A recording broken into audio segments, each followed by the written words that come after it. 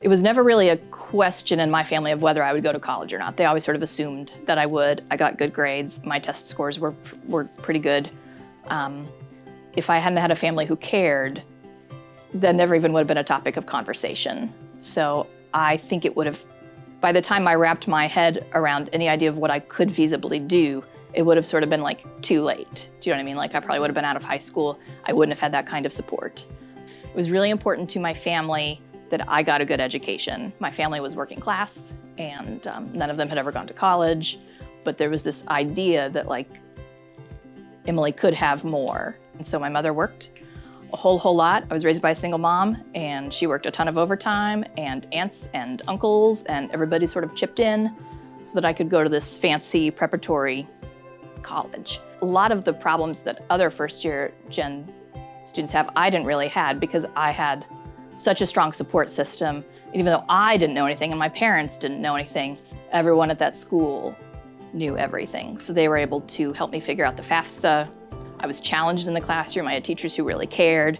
I had teachers who were like just supremely good at their job. So transferring from high school to Truman State wasn't that awful in terms of academia because I was accustomed to working hard. I was accustomed to like 4 hours of homework a night. I was accustomed to people expecting a lot of me, so that wasn't such a difficulty. I was actually exposed to quite a bit of diversity, more than you would imagine in a fancy private Catholic school. We had a remarkably diverse group of people in my high school. And so that was a little bit of a challenge moving to Kirksville, Missouri, which is significantly less diverse. That was new for me because I sort of assumed college meant inherently more diversity.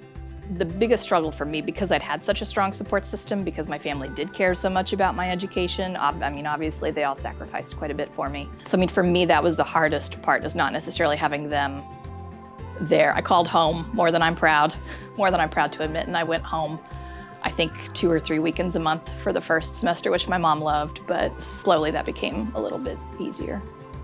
I've always known that I wanted to be a teacher from the very get-go. I sort of played around with what kind of teacher. Thought I wanted to teach Spanish or maybe art or this, that, or the other. I thought I was going to teach high school, and so I tried to dual enroll in 2 master's degrees, one in English and one in education.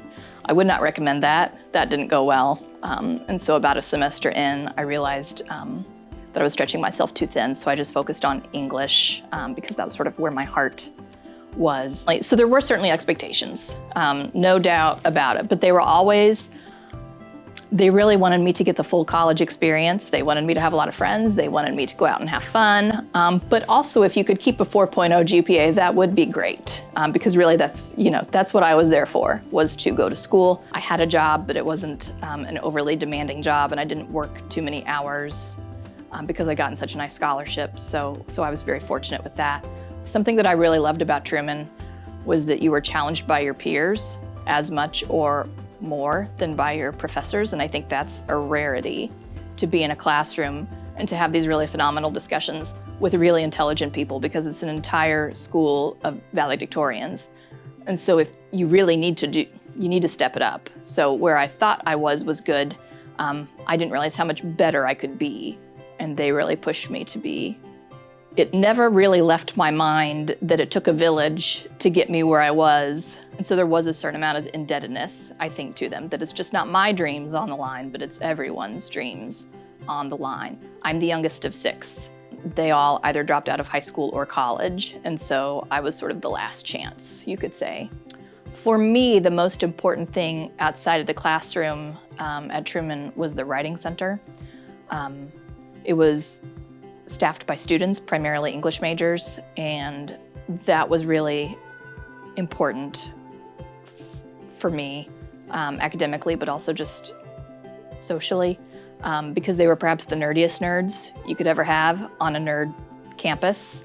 And they all loved reading, and they all loved writing, and it was really beneficial to have that extra support of people who were in the same class as you were, who sort of understood writing in the same way that you did.